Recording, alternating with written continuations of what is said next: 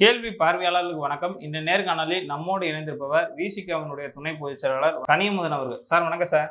வணக்கம் சார். விசிகாவினுடைய மகளிர் மாநாடு தொடர்ந்த நாட்கள்ல இருந்து தமிழ்நாட்டு அரசியல்ல மிகப்பெரிய ஒரு தாக்கத்தை ஏற்படுத்திருக்கு. குறிப்பா பார்த்தோம்னா திமுக கூட்டணியை விட்டு விசிக வெளியேறுவதாக ஒரு கருத்து வருகிறது. இந்த கருத்தை நம்ம எப்படி சார் பார்க்கலாம்? வருகிற அக்டோபர் 2 நடைபெற இருக்கக்கூடிய மது மற்றும் போதை ஒழிப்பு மகளிர் மாநாடு தமிழ்நாட்டு அரசியலில் மட்டுமல்ல, அகில இந்திய அரசியலிலும் மிகப்பெரிய தாக்கத்தை ஏற்படுத்தி இருக்கிறது. விடுதலை சிறுத்தைகள் நடத்தக்கூடிய மாநாடு, ஒவ்வொரு மாநாடுமே அப்படி ஒரு தாக்கத்தை ஏற்படுத்தக்கூடிய மாநாடாக தான் தமிழ்நாட்டு அரசியலில் சாட்சியமாய் இருக்கிறது. அவரவர் மாநாடு நடத்திய பிறகுதான் அந்த மாநாடு வெற்றியடைந்ததா அல்லது மாநாட்டினுடைய தாக்கம் எந்த அளவிற்கு ஏற்படுத்தியிருக்கிறது என்பதை ஆய்வு செய்வார்கள். ஆனால் விடுதலை சிறுத்தைகளுக்கு மட்டுமே அறிவித்த நாள் முதல் அது பெரிய தாக்கத்தை ஏற்படுத்தி கொண்டிருக்கும். அப்படிதான் கடந்த காலங்களில் நடைபெற்ற மாநாடும் தற்போது விடுதலை சிறுத்தைகள் நடத்தக்கூடிய மது மற்றும் போதை ஒழிப்பு மகளிர் மாநாடும் அந்த தாக்கத்தை ஏற்படுத்தி இருக்கிறது.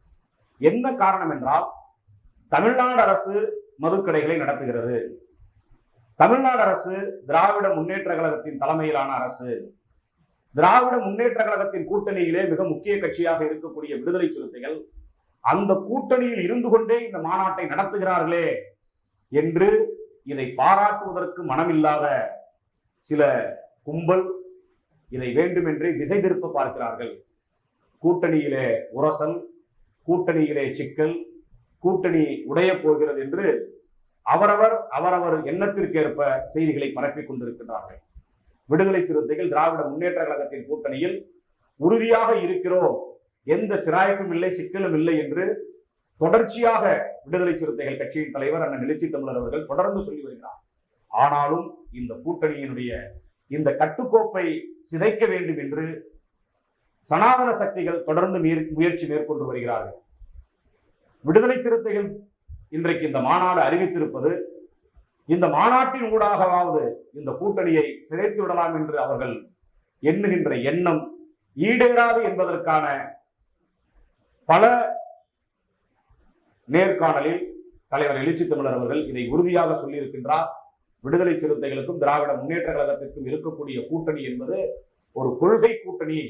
எனவே இந்த மாநாடால் அது எந்த விதமான சிராய்ப்பையும் ஏற்படுத்தாது என்று வெளிப்படையாக சொல்லி இருக்கின்றோம். இப்ப விசிக திமுக கூட்டணியில இருப்பதா நீங்க கருத்து சொல்றீங்க. ஆனா உங்க கட்சியை சார்ந்த பல்வேறு நிர்வாகிகள் கூட நேற்று கூட முதல்வர் ஆகலாம், துணை முதல்வர் ஆகலாம், எங்களுடைய தலைவர் ஆகக்கூடாதுன்ற மாதிரியான கருத்தை நம்ம எப்படி பார்க்கலாம்? ஒரு கூட்டணி விட்டு வெளியே போறதுக்கான ஒரு கருத்தை தான் அதை பார்க்க முடியும்.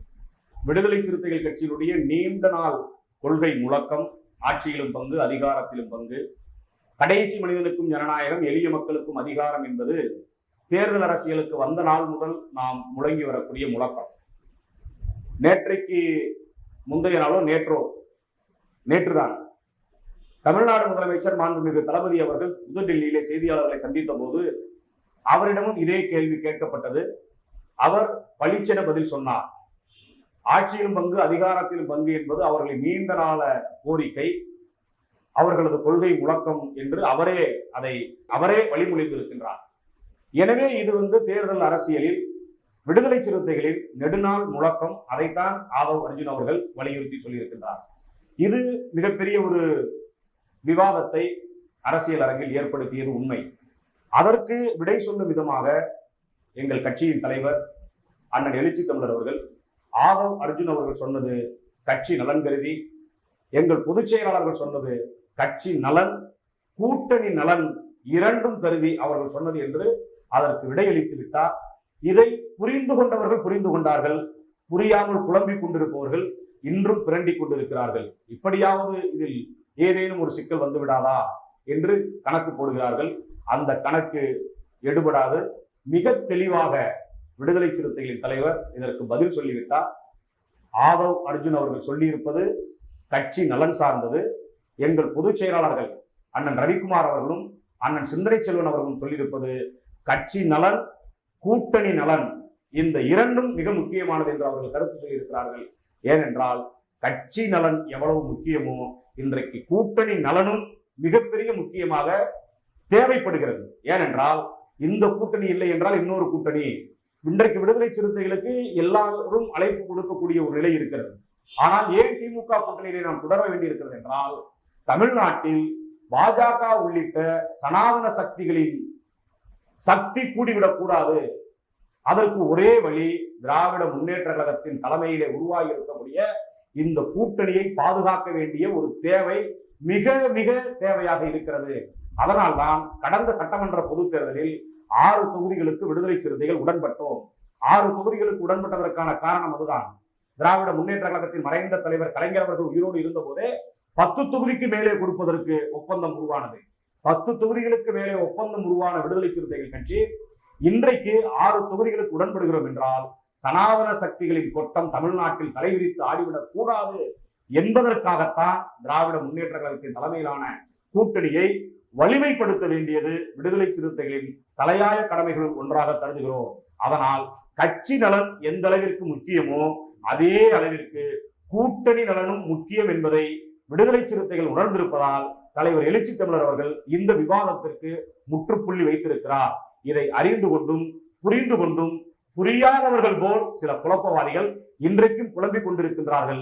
அதற்கு விடுதலை சிறுத்தைகள் பதில் சொல்ல வேண்டிய தேவை. இப்ப நீங்க சொல்ற கருத்துல இருந்து இன்னொரு கருத்து பார்த்தா கூட உங்களுடைய கட்சியினுடைய நிலைப்பாடை வந்து ஆட்சியிலும் பங்கு அதிகாரத்திலும் பங்குன்றது இருக்கு. அந்த அதிகாரத்துல பங்கு வந்து என்னைக்கு கேட்க போறீங்க? கேட்டுக்கிட்டு தான் இருக்கிறோம். அதற்கு ஒரு காலம் கணிய வேண்டும். இதெல்லாம் சாதாரணமான முழக்கம் அல்ல. ஆட்சியில் பங்கு கேட்பது, அதிகாரத்தில் பங்கு கேட்பதெல்லாம் ஒரு நாளில் அல்லது 10 ஆண்டுகளில் நிறைவேறக்கூடிய ஒரு முழக்கம் அல்ல. தமிழ்நாட்டு அரசியலை பொறுத்தவரை இது ஒரு புது முழக்கம்தான். ஆட்சியிலே பங்கு கொடுப்பது அல்லது அதிகாரத்திலே பங்கை பிரித்து தருவது என்பது ஒரு புது வகையான முழக்கம் என்றுதான் தமிழ்நாட்டு அரசியல் அரங்கம் பார்த்து கொண்டிருக்கிறது. திராவிட முன்னேற்ற கழகம் உள்ளிட்ட மாநில சுயாட்சி வேண்டும் என்று சொல்லக்கூடிய அரசியல் கட்சிகள் கூட மத்தியிலே கூட்டாட்சி, மாநிலத்தில் சுயாட்சி என்றுதான் முழங்குகிறார்கள். ஆனால் விடுதலை சிறுத்தைகள் தேர்தல் அரசியலில் அடியெடுத்து வைத்த காலம் முதல் 1999 முதல் ஆட்சியிலும் பங்கு அதிகாரத்திலும் பங்கு என்கின்ற இந்த முழக்கத்தை தொடர்ச்சியாக சொல்லி வருகின்றோம். அது தற்போது ஒரு விவாத பொருளாக மாறி இருக்கிறது. எப்போதுமே ஒரு முழக்கம் அல்லது ஒரு கொள்கை எப்போது விவாதத்திற்கு வருகிறதோ அப்போதுதான் அது அடுத்த கட்டத்திற்கு சென்று கொண்டிருக்கிறது என்பதை நாம் உணர வேண்டும். இன்றைக்கு விடுதலை சிறுத்தைகள் மட்டும் பேசிய இந்த முழக்கம் தமிழ்நாட்டு அரசியல் அரங்கில் ஒரு பொது விவாதமாக மாறி இருக்கிறது. கண்டிப்பாக காலம் கனியும். எளிய மக்களின் கைகளிலே அதிகாரம் கிடைக்கும்.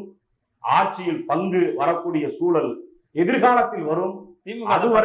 அதுவரையில் இந்த முழக்கத்தை தொடர்ச்சியாக விடுதலை சிறுத்தைகள் சொல்லிக் கொண்டே இருப்போம். திமுக வந்து நீங்க கேட்கிற அந்த அதிகாரத்துல பங்கு கொடுக்க சரியா இருக்காங்களா?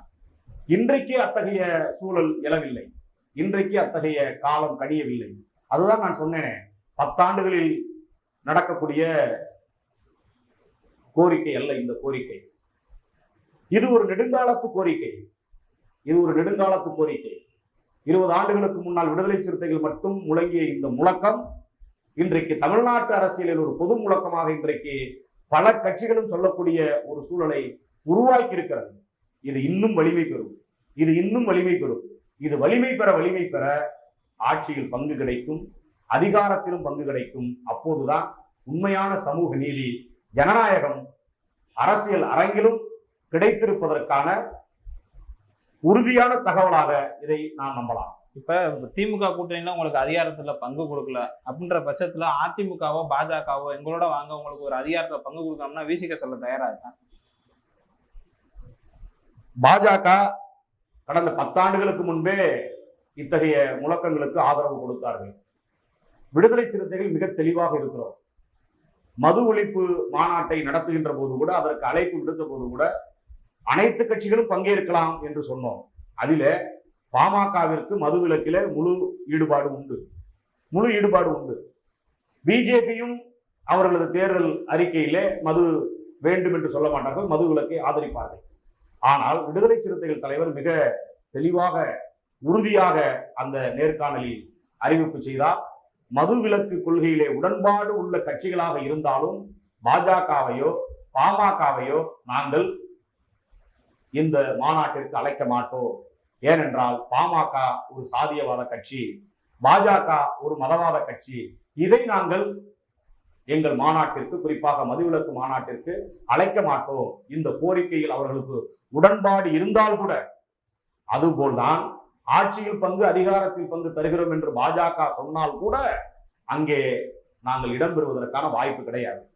அதிமுக கண்டிப்பாக ஆட்சியில் பங்கு, அதிகாரத்தில் பங்கு தருவதற்காக வாய்ப்பே கிடையாது. அதை பல முன்னாள் அமைச்சர்கள் அதற்கான வாய்ப்பே இல்லை என்று இந்த விவாதம் துவங்கிய போதே அறிவித்து விட்டார்கள்.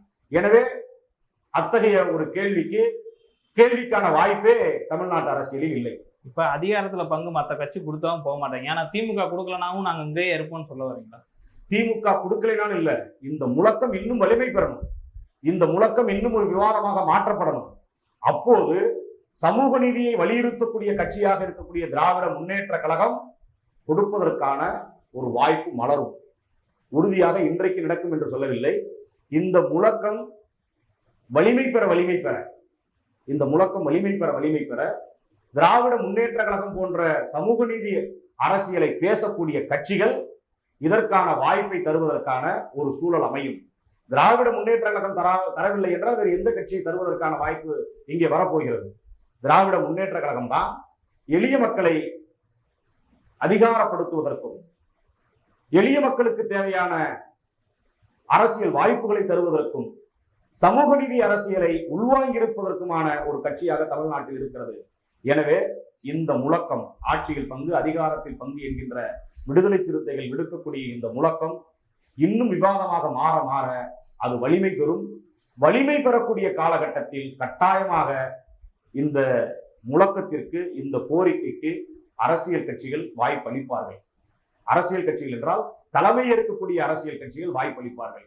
ஒருவேளை நாட்டு மக்கள் விடுதலை சிறுத்தைகள் அந்த தலைமை ஏற்பதற்கான வாய்ப்பை தருவார்களே ஆனால், நாம் சொல்லவில்லை, தமிழ்நாட்டு மக்கள் விடுதலை சிறுத்தைகள் மக்களுக்கான ஒரு அமைப்பு, அந்த கட்சியினுடைய தலைவரை தமிழ்நாட்டின் முதலமைச்சராக ஆக்குவோம் என்கின்ற ஒரு சூழலை தமிழக மக்கள் வழங்குவார்களே ஆனால், விடுதலை சிறுத்தைகள் கண்டிப்பாக அந்த சூழல் வரக்கூடிய காலகட்டத்தில் உடனிருக்கக்கூடிய கட்சிகளுக்கு இத்தகைய பங்குகளையும் அதிகாரத்தையும் பகிர்ந்தளிப்போம். அதுதான் உண்மையான ஜனநாயகம் என்பதை நிலைநிறுத்துவோம். கேள்வி பார்வையாளருக்காக பல்வேறு கருத்துக்களை பேசும். நன்றி சார்.